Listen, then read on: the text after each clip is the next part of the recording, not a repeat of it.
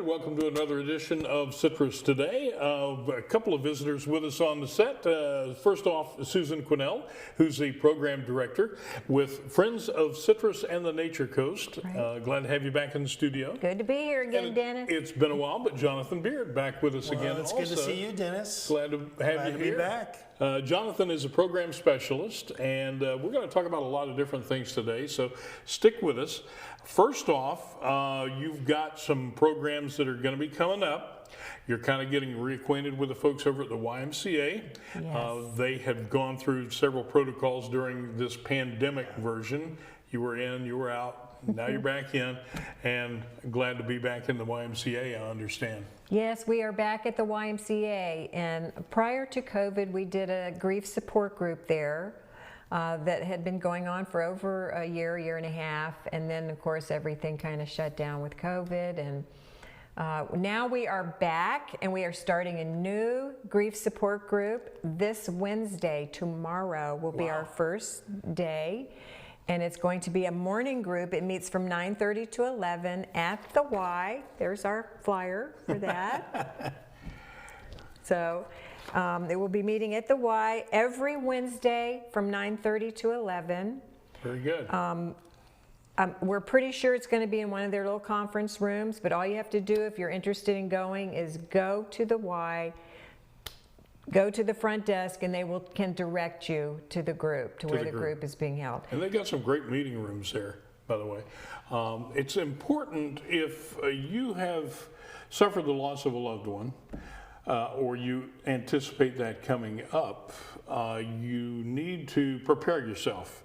And these workshops help you do that. Kind of give you a toolbox, if you will, of things that you need to cope with what's happening, right? Well, this group is called Grief Toolbox, and it actually is a combination of videos. They view a video that talks about grief and loss, and then they have a discussion about that. They have handouts that they work on in group, and then they have some that they take home with them. And then the next week in group, they review that information, and then they watch a new video, and then they have all new materials to work with. Yeah. So they are developing a toolbox, an emotional toolbox for themselves to help manage their grief. There's different stages of grief that you go through, and I know that over the course of time you've seen a lot of people, both of you, who have gone through this process, and everyone's a little bit different, right, Jonathan? They are different. Grief is an individual journey for everyone. So just because you're going through something doesn't mean you're going crazy. That's one of the first things that really helps to normalize the grief for folks, is just let them know you're not going crazy. It's okay. You know, you're just kind of working through this process, and there's people here to help you work through this process. And grief hurts, and we can help. And so we want to be a help to folks along that journey as best as we can. And for each person, that journey is a little bit different too, depending on circumstances. You know, if it was a sudden, unexpected death, or if it was a death that you've been expecting, there's still stages that you go through, right? There certainly is. You know, we're real careful not to use the term, well, I understand what you're dealing with, because we haven't been through that journey with them. Their journey is completely different. You know, I may have lost a parent, but somebody else lost a parent. That's not the same experience, because they had a different relationship with their mom or dad than I had with mine. So, you know, we can kind of be walk alongside of them, but we can't know exactly what they're going to experience, when they're going to experience it, and what the case may be. Right. And now, Dennis, this is just one support group that we offer. Right. We have many more that take place at different places. We have a group in Inverness at the First Christian Church, and then the majority of our groups take place at our grief center in Homosassa. So we have grief support groups like the Grief Toolbox. We have a couple of grief support groups called Understanding Grief, which is a book study. They study a book by Alan Wolfelt, The 10 Touchstones, Understanding Your Grief. And then Jonathan does a grief study group. You might want to talk a little bit about that group, Jonathan. Our grief study group is a faith-based group. It allows us to view grief from God's perspective. And so for those who have that faith base that want to kind of take a look at grief from God's perspective, we actually dig into the scripture, into the Bible, and then apply those principles to where they are, understanding that faith does not take away your grief, but it helps to get some perspective on that grief that you're going through. Sure. And again, there's different workshops, different times, so you need to find the one that's just right for you. Right. The best way to contact you is? The best way is to call our number at 249-1470. Just say that you're interested in one of our support groups. Generally, you'll end up talking to me or possibly Jonathan. Right. And we get information from you on the phone to try to determine what might be the best fit for you, based on your needs, where you're at with your loss, and what we have to offer. Which we have different time frames. We have grief groups that are in the evening for people who work. So it just we sit and talk to people, or talk to them on the phone, or meet with them individually to determine what would meet their needs the best. Very true. And I should point out that children go through this process a little differently than adults do, but they still have a grieving process, right? They most certainly do, and we offer for our support for Harry's Kids, which is our Camp Good Hope and Teen Encounter support. We run programs about every 6 weeks at our grief center, and we're in touch with the parents and the guardians to be a help to them. And they have the ability to bounce back, very flexible. Yeah. But at the same time, that grief is very real. But they, even the younger ones, they can express that grief and then run off and go play, or go watch something on TV, or go play some video games, and they'll be fine for a while. But they're just kind of every once in a while kind of raises to the surface and coming to grips with that. So we provide that ongoing support, and that's a very huge impact that we have up on the kids, and we've been doing that for 25 years here in Citrus County, offering a bereavement camp, and it's the only camp in Citrus County that does that. When is our next camp, Jonathan? Our next camp is coming up October 23rd. So just contact us. There is an application process to walk through, and just a small $10 registration fee. But we would love to have the kids that have experienced the death of somebody close to them, from age 6 all the way through high school. We also have a teen encounter component, which is for the middle school and high school student. Very good. Well, I know we want to cover some more things, in particular 5 wishes that people need to make others aware of in their family, and we'll do that right here on Citrus Today.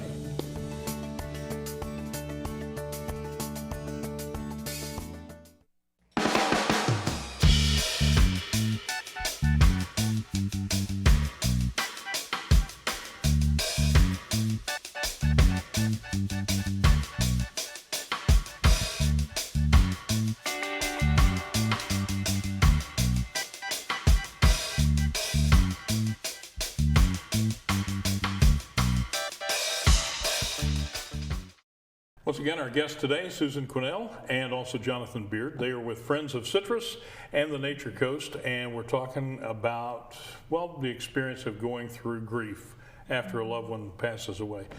There are 5 wishes that people need to know about before they get to the point where they're going to pass on, that they want to pass on to others. 5 wishes they need to know, right, Jonathan? That is correct. 5 wishes is a living will document. And it's important to have this in place while you are still living.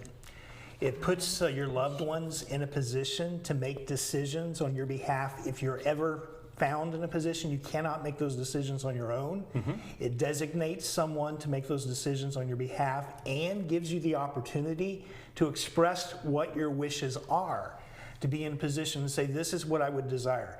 And we all know that in the midst of the COVID crisis, that this is becoming even more important for us to put these wishes down on paper in a legal document that's very easily done. It's free of charge. It's a very simple document to walk through. And we have designed a workshop for anybody to come who's over the age of 18. Want to make sure you're over 18 out there. Right. But you come and you can get the information. We will give you a document that will walk you through the whole process and explain that all to you. And then there will also be an opportunity for the following week to come back for a workshop and actually sign the document and have it be a legal document here in the state of Florida. Notarized and everything else. So that's all coming up September 17th. It's a Friday. It's going to be down at our Wings Grief Center in Homosassa Springs, Florida, off Periwinkle, the gold building on the right. And then the following Friday as well at 10 o'clock in the morning. It'll be a 90-minute workshop, go to about 11:30. But we would love to have you come. We just simply ask you just to bring something to write on and something to write with, and then we'll give you a document and we'll walk through the whole process of the 5 wishes. Well, let's just briefly kind of capture those 5 wishes that people need to know. Some things you might not think about, others, well, you know already. Well, wish number 1 is very typical with a living will document, but wishes 1 and 2 are kind of the legal aspect of the document. So wish number 1 is the person that I want to make care decisions for me when I can't. So this provides you an opportunity to simply say, I want, my wife, I want my husband, I want my son to make these decisions on my behalf, and here's their information. And the good news is, as long as you're able to make those decisions on your own, you will continue to make those decisions on your own. But we all know there's things in life we can't control. So if there ever becomes a situation that you're unable to make medical decisions for your own, then you have designated someone for your doctor and the medical staff to be in touch with to say, okay, what would mom like? What would dad like? What kind of treatment would they like? And you're also going to provide in wish number 2 those suggested guidelines for that individual. This is the kind of medical treatment that I want or don't want. Now, we're not here to tell you, you want this treatment, you don't want this treatment. There's a whole range of things that people may or may not want. We're simply giving you the opportunity to express that to your loved ones and express that to the medical staff. Very important, too, that when you select the individual or individuals to make those choices for you, talk with them about that. That is correct. So they understand. Because they could pass on that. Yeah. If they all of a sudden it's like, well, I didn't know that they wanted me to do that. Well, I'm not comfortable doing that. That's part of the process of having a week between getting the information and then having the signing party on September 24th coming back a week later, is that you're having some of those conversations. And there are conversations along the lines of, well, I spoke with this guy named Jonathan down at Friends of Citrus, and we're just doing a workshop. You don't want to scare him. They'll say, well, we're working on our last final wishes here. And it's like, Mom, what's wrong? Are you not telling me something? I was like, no, it's okay. It's okay.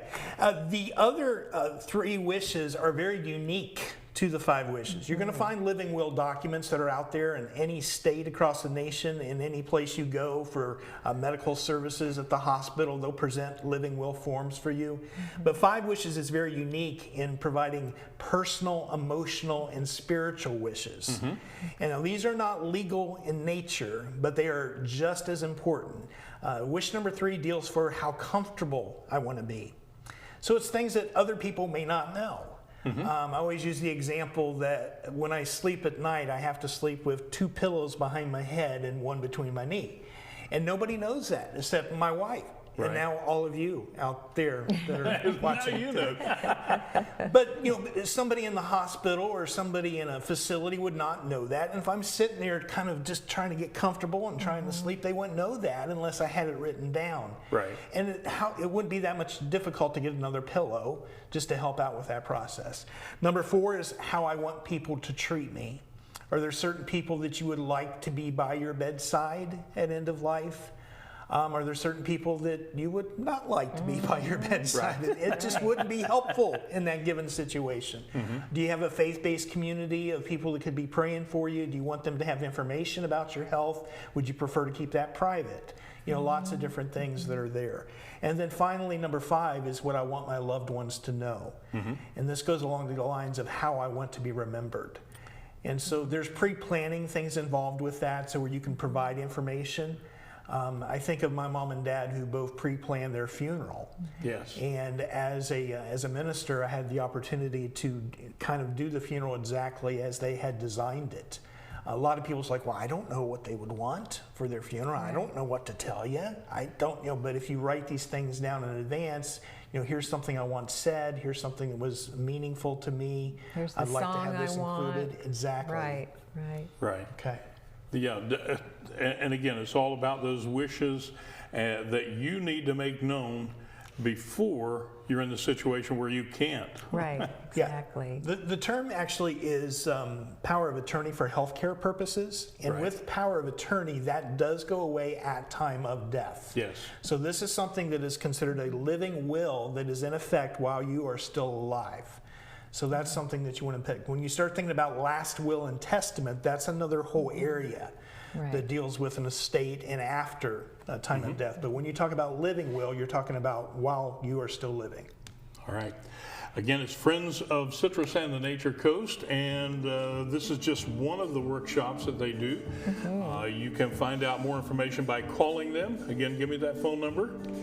352-249-1470. There you go. Give them us a call. We're there to help. They're there to help, and I encourage you to contact them if you are going through this process or you anticipate going through it soon. I want to thank you both for joining us. Thanks for having us again, Yes. Dennis. Oh, and thanks to you folks for sharing the time with us on Citrus Today.